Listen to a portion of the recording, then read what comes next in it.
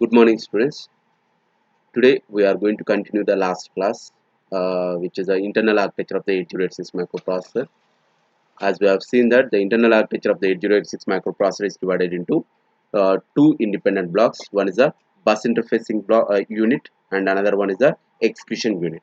Bus interfacing unit and the execution unit. So, in the last class we covered the execution unit operation. Let us review those points one more time. The execution unit block. So, what it contains, what exactly it contains. So here in the execution unit, this is what the execution unit which we have seen in the last class. So execution unit, and this block is containing the this block contains general purpose registers, 7 general purpose registers which are in the 8-bit form, and one special purpose register which is nothing but the accumulator AL. And these registers means if you want, you can make use of those registers as a 8-bit registers. Otherwise you can group the registers in such a way that they are going to act as a 16-bit register. They are going to act as a 16-bit register, and we can group like that, like this. Okay, and higher order byte of the accumulator is added with the lower order byte of the accumulator. Then it is going to be form the AX register, which is a 16-bit register. Okay, now AX is nothing but the 16-bit register. BX is nothing but the register B, 16-bit register. Register C, 16-bit register. Register D, 16-bit register. We have seen the naming conventions also. AX is called as a accumulator register, 16-bit register. BX is called as a base register. BX is called as a base register, and which is also the 16-bit register. CX is called as a counter register, which is also the 16-bit register, and DX is nothing but the data register. DX is nothing but the data register. Means if you want, you can make use of these registers as a 16-bit register with the naming conventions AX, BX, and so on. And if you want, you can make use of those registers as the 8-bit register by using the individual names, individual naming conventions. If you are grouping them, then it is going to be the 16-bit number. Otherwise they are acting as a 8-bit registers. Okay, now so I think we forgot to define the higher byte, lower byte, all those things. Bit binary combination, what exactly the bit, what exactly the nibble, what exactly the byte, what exactly the word double, all those things. We forgot that. We'll define that one in the upcoming classes. Don't worry, actually we are supposed to start that one, but I forgot that one. Don't worry, during the explanation of the flag register of 8086 microprocessor, we are going to take care of that operation. We are going to take care of that particular operation. Okay, now so now the other features which are there in the execution unit are, we are having the two pointer registers, and one two index register, two pointer register and two index registers, which are also there in the execution unit, and their names are SP, BP. SP is nothing but the stack pointer, BP is nothing but the base pointer, SI is nothing but the source index register, DI is nothing but the destination index register. SI is nothing but the source index register. So if you want, SI is nothing but source index register. SI is source index. DI is destination index. Where exactly we are using these registers? Destination index. We'll see in the upcoming classes. Means once we start the memory, how the 8086 microprocessor is going to be access the memory, which is a 1 MB memory. During that time, we will come to know what exactly the use of this particular these registers, SI, DI, SP, BP. All these registers are playing a major role in accessing the memory which is interfaced to the 8086 microprocessor. After that, we have seen that ALU, that is a execution unit, is containing the 16-bit ALU block. Means it is able to perform the 16-bit arithmetic operations. 16-bit arithmetic operation. And also we have seen that the size of the data bus of a particular microprocessor is going to be decided based on the, it is going to be decided based on the size of the ALU block which is going to be supported by that particular microprocessor. Okay, now so size of the ALU block is what, ma? In this case it is a 16-bit wire, so that's why the size of the data bus is going to be the 16-bit. And after that we are having the 16-bit flag register. The bit definition of the flag register we are going to explain separately, because it is one of the short question. But during the explanation of the long question, means if you got the question like this, define pipelining and explain the internal architecture of the 8086 microprocessor, or otherwise another way of question, explain the internal architecture of the 8086 microprocessor in detail. during that time also you are supposed to explain the flag register. Okay now, so we'll see the flag registers as a separate topic because it is one of the important short question. Okay, now let us go to the, this is what we are having the execution unit. Let us go to the bus interfacing unit. Okay, now let us go to the bus interfacing unit. Before that, what I'll do is I'll go to the diagram and I'll show the what blocks in the diagram, and after that we'll go for the features. So if you see this one, so as we know that the internal architecture is a two parts na? So other part is nothing but the bus interfacing unit, other part is nothing but the bus interfacing unit. Okay now, so this bus interfacing unit is performing what exactly the bus interfacing unit of 8086 means.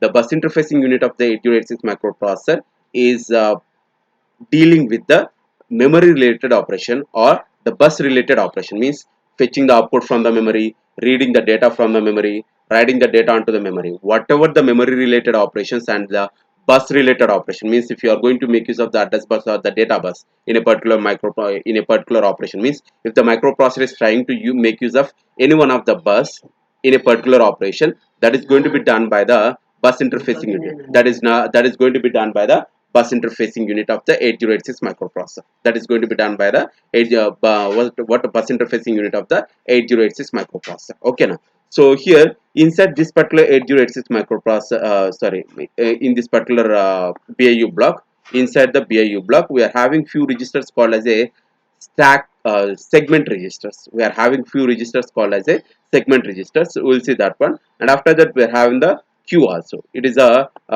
this particular queue is a 6 bytes of queue, means 6 memory locations are arranged in such a way that they are going to form the queue to perform the first in first out operation. Means whatever the information which is going to be fetched from the memory by the BIU block, the information which is fetched from the memory, that is going to be serially stored in the continuous memory location with a name called as a FIFO. In terms of the FIFO, you know that all of you know what exactly the FIFO now. FIFO is nothing but first in first out. So this operation is nothing but the queue. This operation is nothing but the queue. Let us see the features of the bus interfacing unit, and after that we will see the operations. So the bus interfacing unit it contains segment registers. We have seen the diagram, and inside the diagram we have seen the segment registers. Okay now, so these are the segment registers. One is the ES, CS, SS, DS, and we have one more register called as a IP, which is nothing but the instruction pointer, which is not the segment register. So here if you see the segment register, ES is nothing but the extra segment, CS is nothing but the code segment, DS is nothing but the data segment, SS is nothing but the stack segment. We are having the extra segment, ES is nothing but extra segment, CS is nothing but code segment, DS is nothing but the data segment, SS is nothing but the stack segment. All these are the 16-bit segment registers. All these registers are called as a 16-bit segment registers. 16-bit segment registers. And we are having one more register inside the bus interface unit block of 8086 microprocessor. So that is nothing but the IP register, which is nothing but the instruction pointer register. So this one is also the 16-bit size. This one is also the 16-bit size. What exactly the instruction pointer means? I think in your 8085 microprocessor, you would have heard one register called as a program counter. You would have heard one register called as a program counter.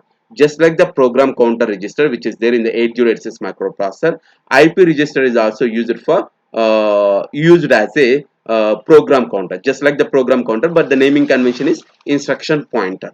So what is the use of the program counter in 8085 microprocessor? Can anyone answer? The main intention of the program counter is it is going to be used to identify or to point the next to point the address of the next instruction to get execute. Program counter which points the address of the next instruction to be executed by the microprocessor. That is the main use of the program counter. Means during the execution of the program, you are making use of the that is a microprocessor is making use of the program counter. So let me tell you one simple point. When you are executed your 8085 microprocessor programs in your lab during the second semester, I think you would have executed those programs. I'm expecting that you would have executed.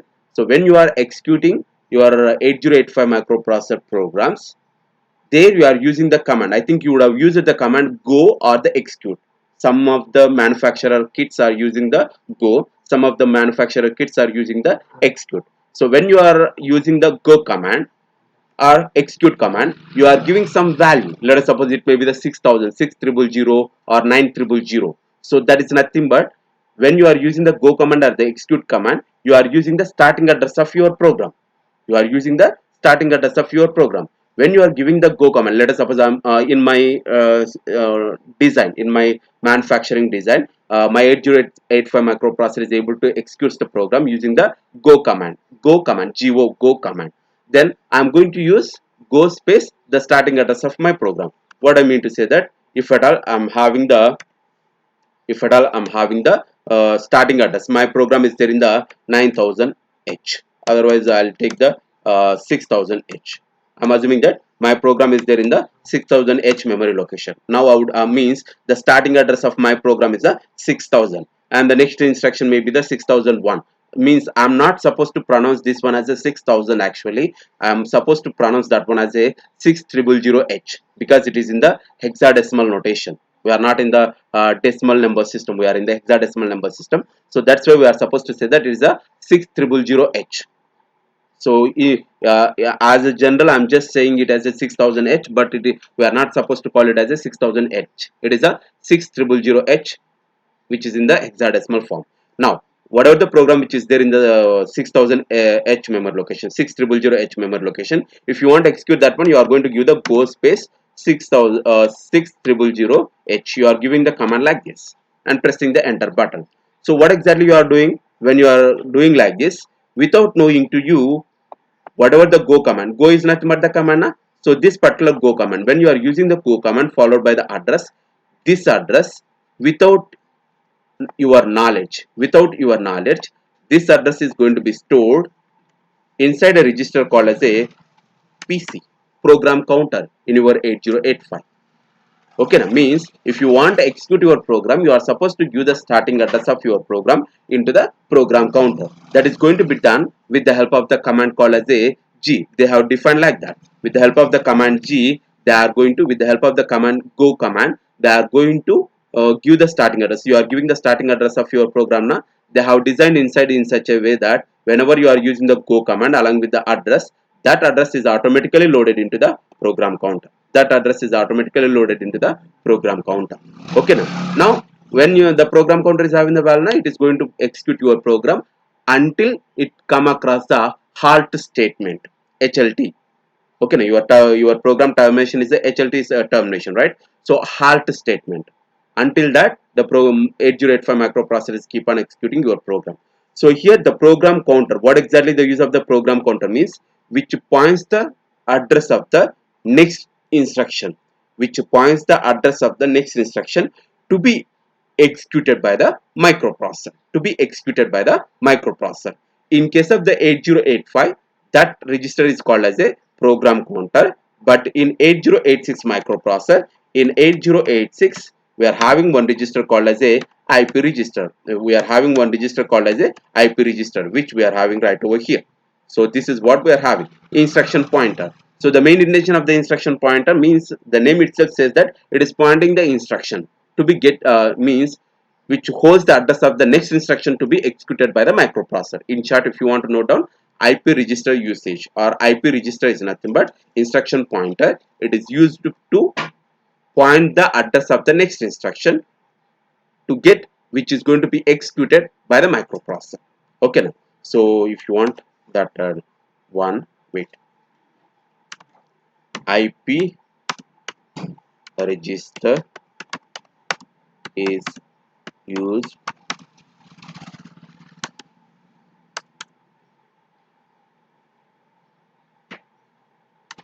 in short, otherwise I'll, IP register is pointing the address of next instruction,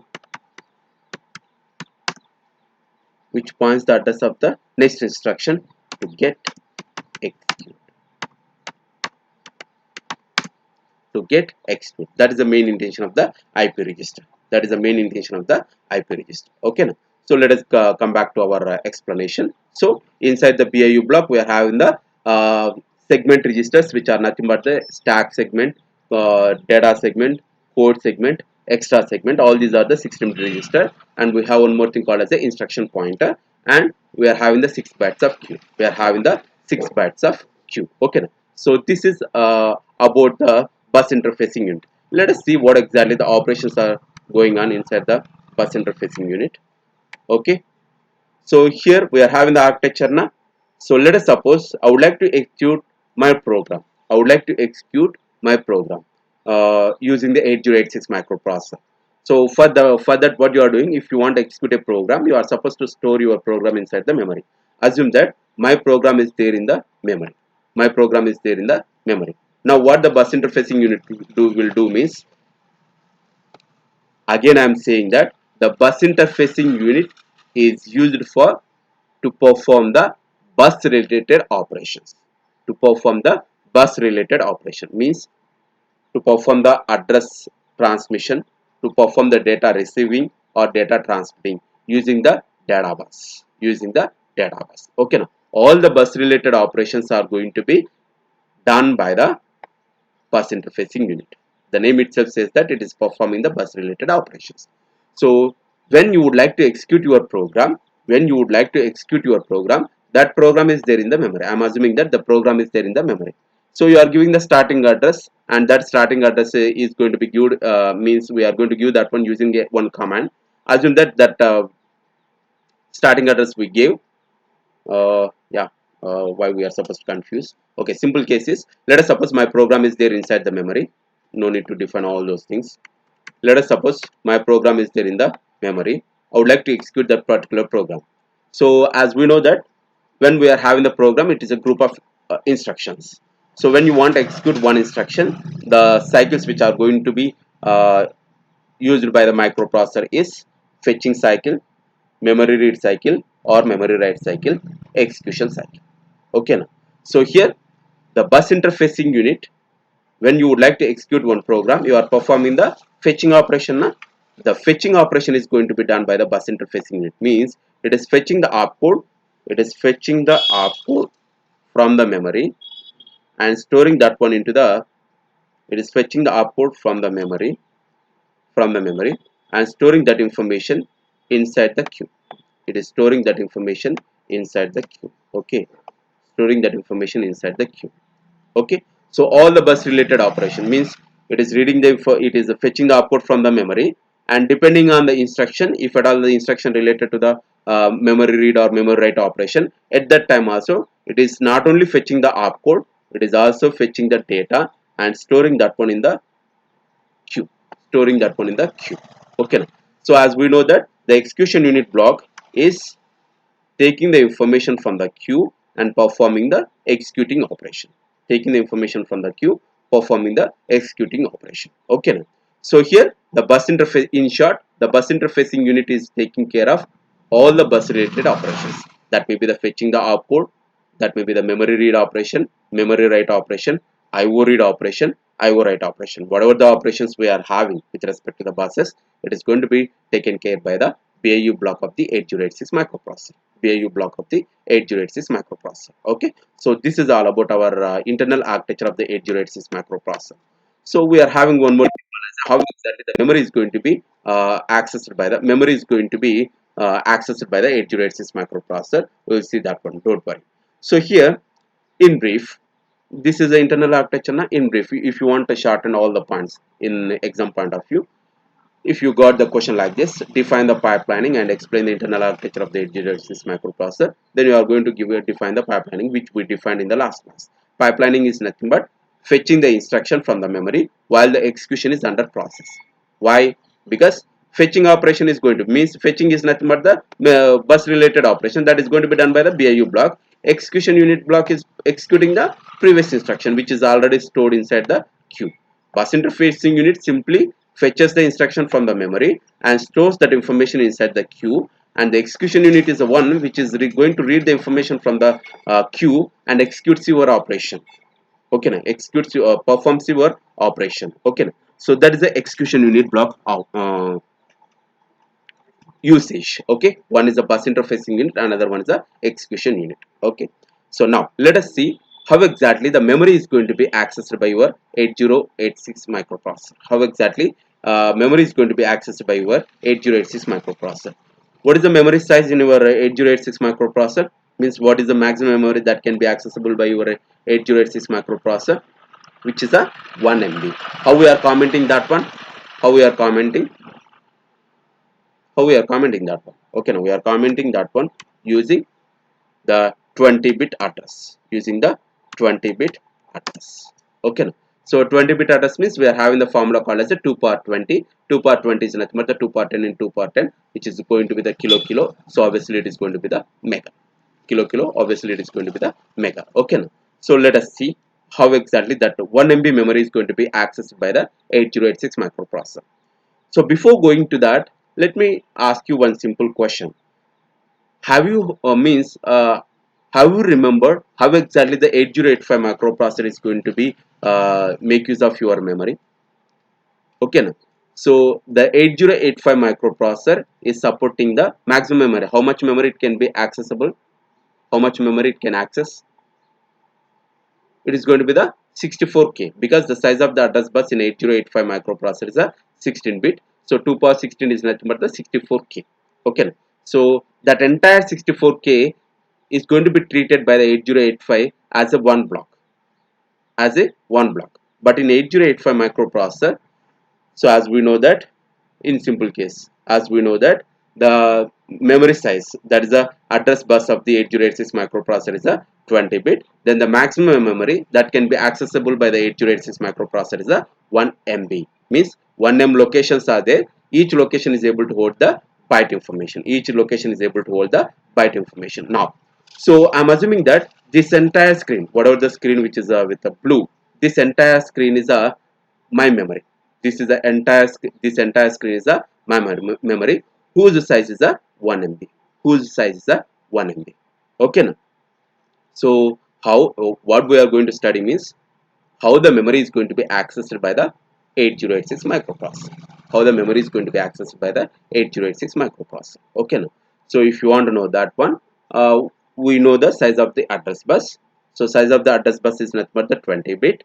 Using the 20-bit address, we are able to access the 1 MB locations. We are able to access the 1 M locations, and each location is able to hold the 8-bit information. So that's why it is a 1 MB. That's why it is called as a 1 MB. I'm assuming that this entire window, whatever the screen you are seeing, that entire window is my memory.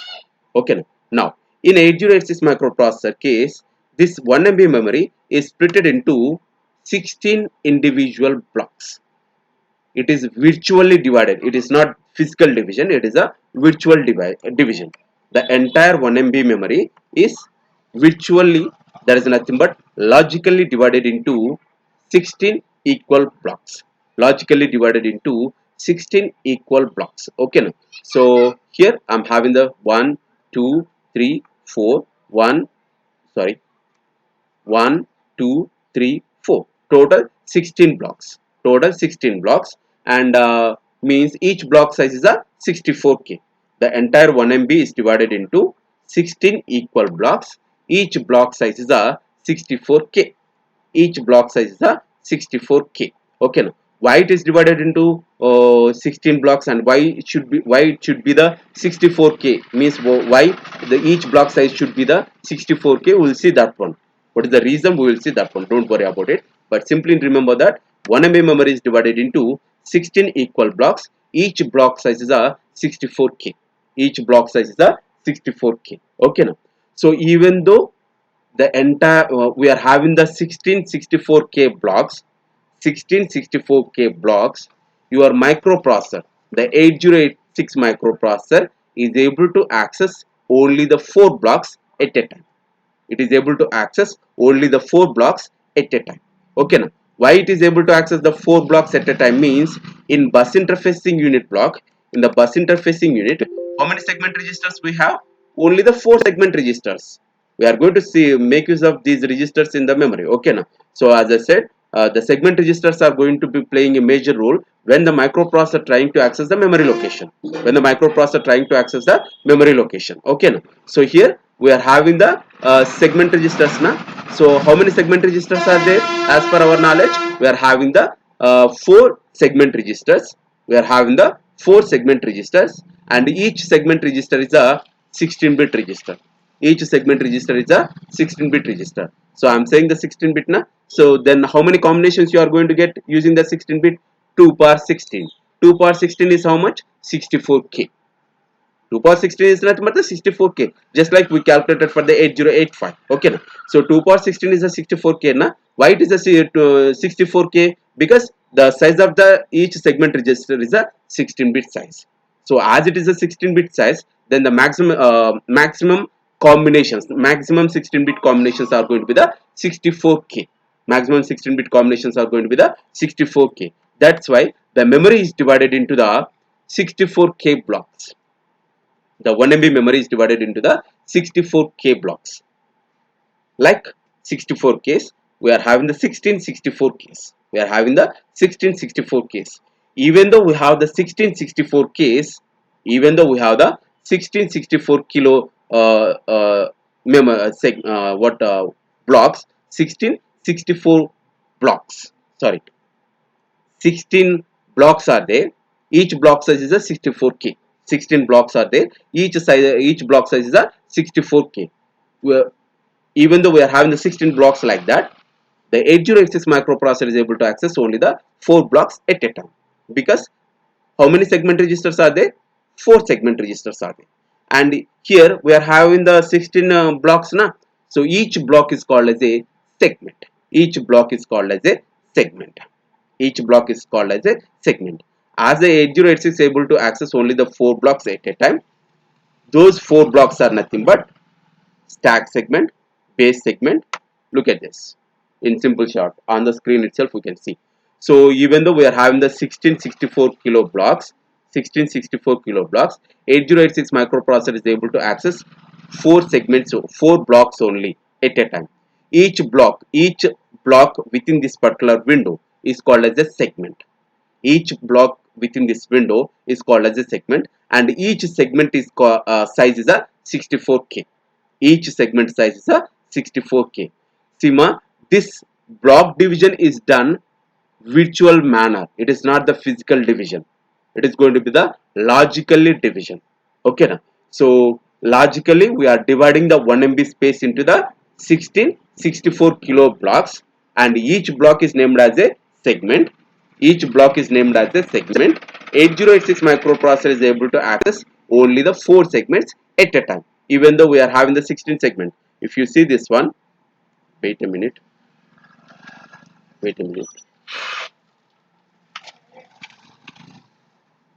If you see this one, even though we have the 16 segments, 16 blocks or 16 segment, the 8086 microprocessor is able to access only the 4 blocks. Able to access the 4 blocks. So for my designing point of view, what I done is I took the 4 continuous on the top rows, but 8086 microprocessor, any you can make use of, you can ask the microprocessor to make use of any block size, any block. It is not going to be the like this only, means after finishing this one only you are supposed to follow this like this. It is not like that. 8086 microprocessor is going to be make use of the segments in random fashion, not in the sequential order. Okay. So 16 blocks are there. Each 16 blocks are there. The block name is nothing but the segment. Block name is nothing but the segment. Even though we are having the 16 blocks, only one block is going to be executed by the, sorry, only 4 blocks are going to be accessed by the 8086 microprocessor at a time. Only 4 blocks. Now what I'm going to do is I'm assuming that these are the 4 blocks which are going to be used by my 8086 microprocessor. These are the 4 blocks which are going to be used by the 8086 microprocessor. Now I'm assuming that the first block is a code segment, next block is a data segment, next block is a stack segment, next block is a extra segment. Okay. So again I'm saying that no need to go in the sequential order. It may be in the random fashion, but for the explanation point of view I took the sequential order. So it is going to be the code segment, next one is a data segment, next one is a stack segment, and the last one is a extra segment. Okay, now the question comes that what exactly the code segment. Okay, so as I said, even though we have the 16 blocks, how many blocks are going to be used by the 8086 microprocessor at a time? Only the 4 blocks. So what I'm going to do is I'm going to take only these 4. Okay, now I'm not taking the rest of the 12. I'm just taking only the 4. I'm just taking only the 4. So as we know that it is going to be the code segment, it is going to be the data segment, it is going to be the stack segment, it is going to be the extra segment. Okay. Now what is the use of the code segment is a question. What is the use of the code segment is a question. The main use of the code segment is to store the program which you are writing for the 8086 microprocessor. Whatever the program you are writing for the 8086 microprocessor, that program is going to be stored inside the code segment. That program is going to be stored inside the code segment. That is the usage of the code segment. Means whatever the program you are writing, that program is going to be stored inside the code segment. That program is going to be stored inside the code segment. So that's why it is called as a this segment is called as a code segment, and this segment is called as a data segment because the 8086 microprocessor is using this particular segment to store the data, which may be useful in the future. Okay, now, or otherwise whatever the data you would like to store using the 8086 microprocessor, that data is going to be stored inside the data segment by the 8086 microprocessor. Next segment is the stack segment. What is the use of the stack? I think you would have studied the stack. Okay, now in the 8085 you would have studied the stack. Stack is nothing but it is a temporary memory which is used for holding the addresses as well as the data temporarily during the execution of the program. What exactly the stack means? It is a part of the RAM memory which is used for holding the addresses as well as the data temporarily during the execution of the program. Once the execution of the program is over, then your stack is going to be empty. Your stack is going to be empty. It is not having any kind of data. Okay, now. So stack segment is nothing but which is used for holding the addresses as well as the data during the execution of the program temporarily. During the execution of the program temporarily. Next case is the extra segment. Next case is the extra segment. So the main intention of the extra segment is whatever the information which is related to the strings, whatever the information which is related to the string, that information is going to be stored inside the extra segment. Whatever the information which is related to the strings, that is going to be stored inside the extra segment. Not only that, if at all in any case, if the available data segment is not sufficient, for the 8086 microprocessor, and we have a space inside the extra segment, then that extra segment can also be used to hold the data, not only the string information but also use it for holding the data temporarily if at all the data segment is not sufficient. Okay, now so we have seen that the entire memory of the 8086 microprocessor is divided into what 16 equal blocks. Each block size is a 64k and each block is named as a segment. Even though 16 blocks are there, 8086 microprocessor is able to access only the 4 segments at a time. And those 4 segments are named as code segment, data segment, stack segment, extra segment. Okay, now what is the use of the code segment? Which is used for holding the or storing the, or 8086 microprocessor is using the code segment to store the program. Data segment is used for holding the data. Stack segment is used for holding the addresses as well as the data temporarily during the execution of the program. Once the execution of the program is over, then the stack area is going to be the empty. And next case is the extra segment. Extra segment is the one which is used for holding the string related operations. If at all, sometimes the 8086 microprocessor is making use of the extra segment. If at all the data extra segment as a data, or sorry, extra segment to hold the data whenever the data segment is not sufficient. So that is the use of each segment in 8086 microprocessor. Now let us see how exactly these segments are going to be accessed by the 8086 microprocessor. How exactly these segments are going to be accessed by the by the 8086 microprocessor. Okay, now. So now for that, let me come back. Okay. Assume that I would like to store the code. Code is nothing but you have written the program. That program is converted into the opcode format, and that opcode is going to be stored inside the memory. Opcode is going to be stored inside the memory. So as I am saying that this color, the light pink color, is indicating what? It is indicating the, I am assuming it as a code segment. Okay. Now I would like to make use of this code segment to store the code. Okay. To store the code, that is a program. Okay. So as you know that whenever we are taking a particular block, not only the block, if you are taking a particular building as an example, the building may be the 3-floor building, only ground floor, or it may be the 100-floor building. When you are taking the building, obviously you are having the starting point, which is nothing but the basement. So just like that, for every segment we are having the starting point. For every segment we are having the starting point. I'm assuming that this is the starting point of my segment. So means, so here code segment is there na. Code segment size is how much ma? 64 kilo. 64 kilo locations are there. Each location is able to hold the 8-bit information. That is nothing but the byte.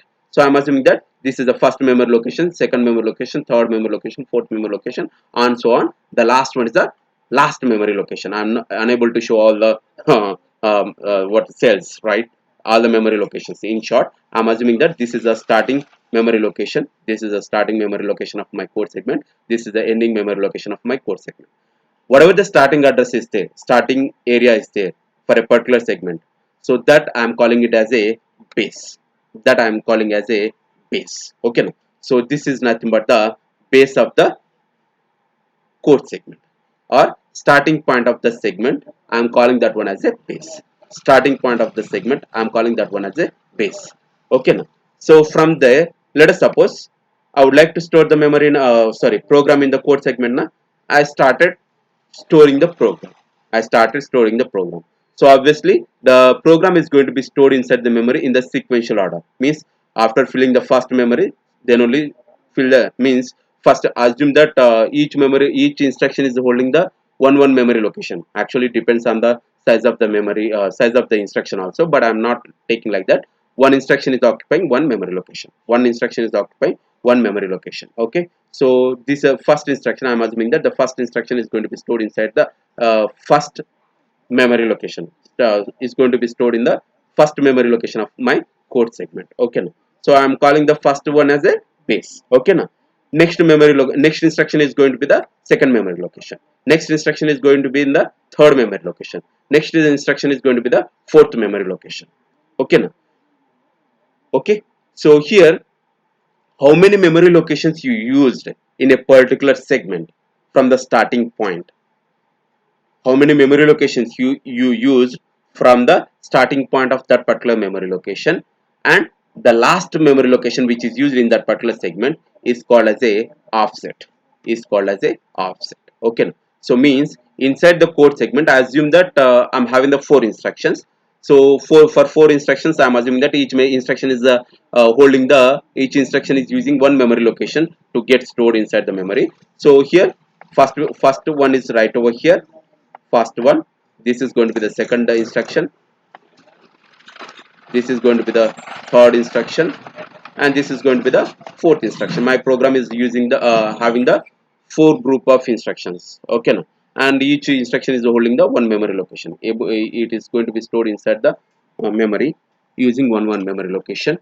So whatever the last memory location which is going to be used by your program, that last memory location is called as a offset. Sima, this is the last memory location of my program, not the last memory location of my segment.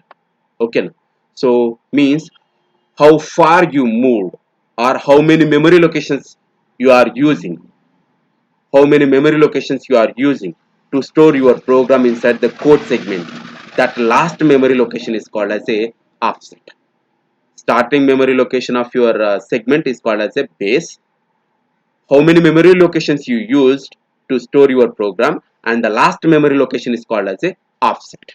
Last memory location is called as a offset. Okay, so now you are having the offset. Offset is indicating the last memory location of your program, last memory location of your program. Okay, so here when you would like to execute your program using the code segment, your microprocessor should able to remember the starting address of your program, that is nothing but the starting address of your code segment, and the last address of your program which is there in the code segment.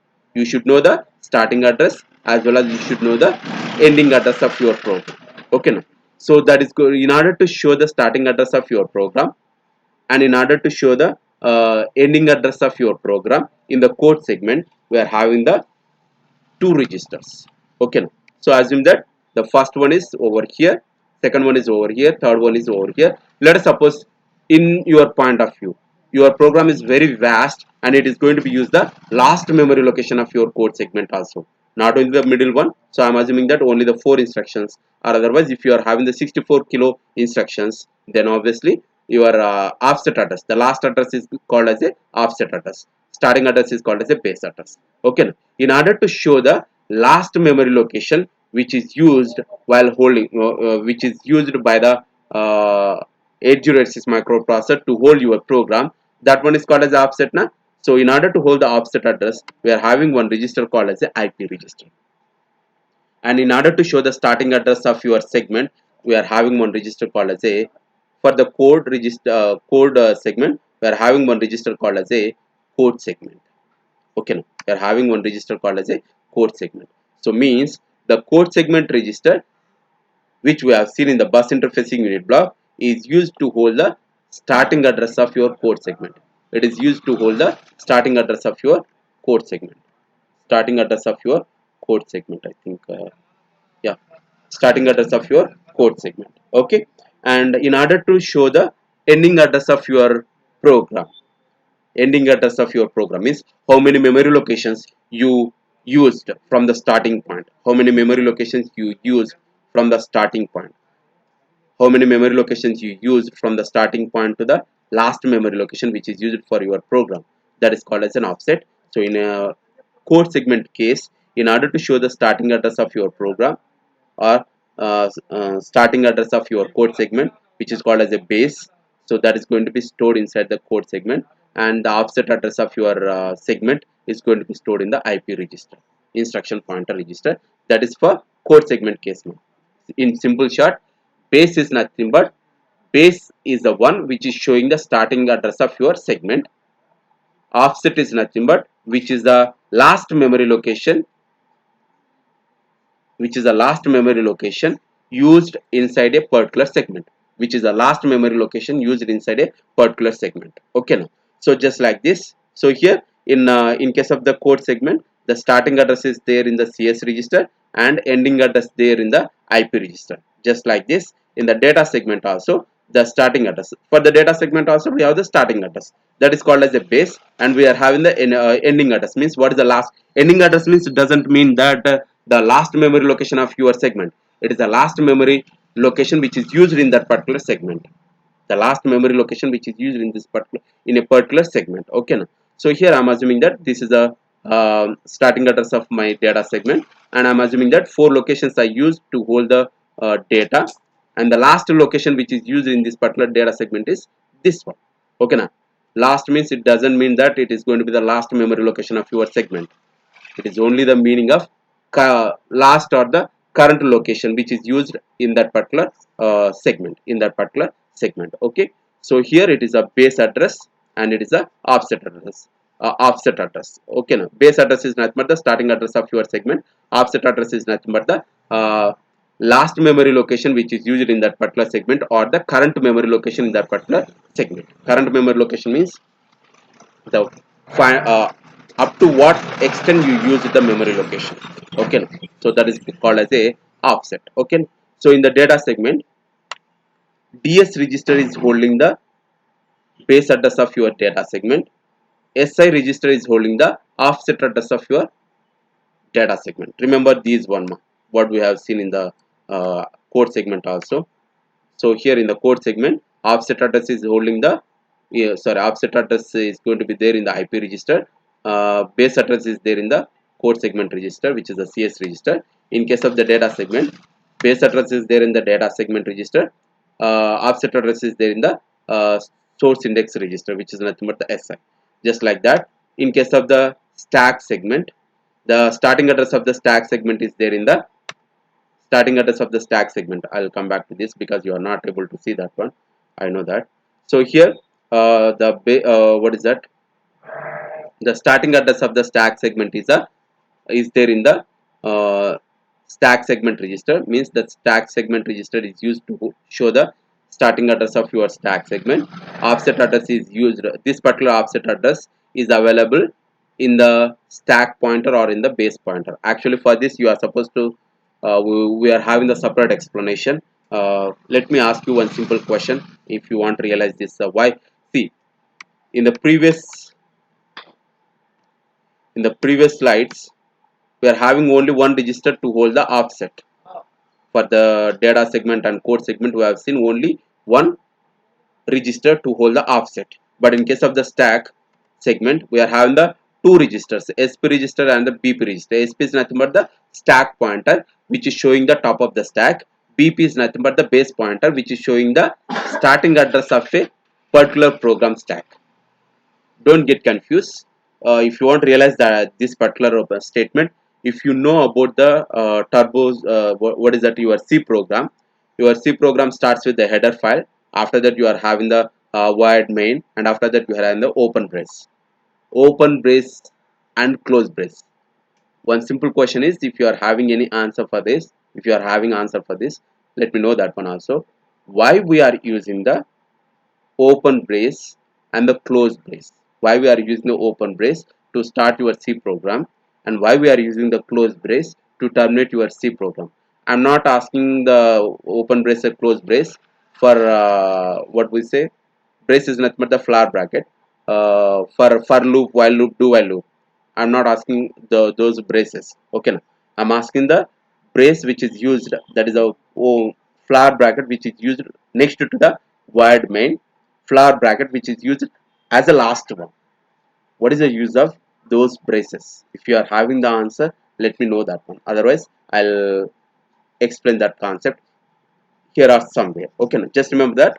That is the reason why when we are using the open brace, close brace, because of that only we are having the two segment registers, registers to show the offset address. One is a stack pointer, another one is a base pointer. One is a stack pointer, another one is a base pointer. Uh, Only for the stack segment, in order to access the stack segment, we are having the two offset registers. One is a stack pointer, another one is a base pointer. Why we are having the two? I'll let you know that one in the next coming class. So the next case is a extra segment. In the extra segment also, we are having the base address as well as the offset address. We are having the base address as well as the offset address. So base address of the extra segment is going to be stored inside the ES. Base address of the extra segment is going to be stored inside the ES, and the offset address of your extra segment is going to be stored inside the DI. Offset address of your extra segment is going to be stored inside the DI. DI is nothing but the destination register. DI is nothing but the destination register. Remember that base and offset is nothing but base is the starting address of a particular segment. Offset is the what is the last memory location which is used in that particular segment. What is the last memory location which is used in that particular segment? That is called as a offset. That is called as a offset. Don't think that a last means last that is a 64 kilo memory locations are there now. If you are taking that one in the decimal format, it is going to be the 65,535 memory location. The last memory, don't think that the last memory location which is a 65,535, it is not like that. What is the last, how many bytes you moved from the starting point? How many bytes you moved from the starting point? Let me redefine this. How many bytes you moved that last? So from the starting point, this explanation is common to all the segments. The starting point is a base, and how far you moved from the base. how far you moved, means how many locations you used for your operation in a particular segment. That last memory location is called as a offset. That last memory location is called as a offset. Okay, so this is all about the memory concept. We are having the physical address also. I think time is extending. I'll continue this memory explanation in the next coming class. Okay, because we are supposed to define one concept called as a physical address, one concept called as a physical address. I think it is 11:30, almost 1 hour. The video is not going to get uploaded to the YouTube. Okay, because of the data restriction, I'm going to terminate this one. In brief, the total memory that can be accessible by the 8086 microprocessor is a 1 MB.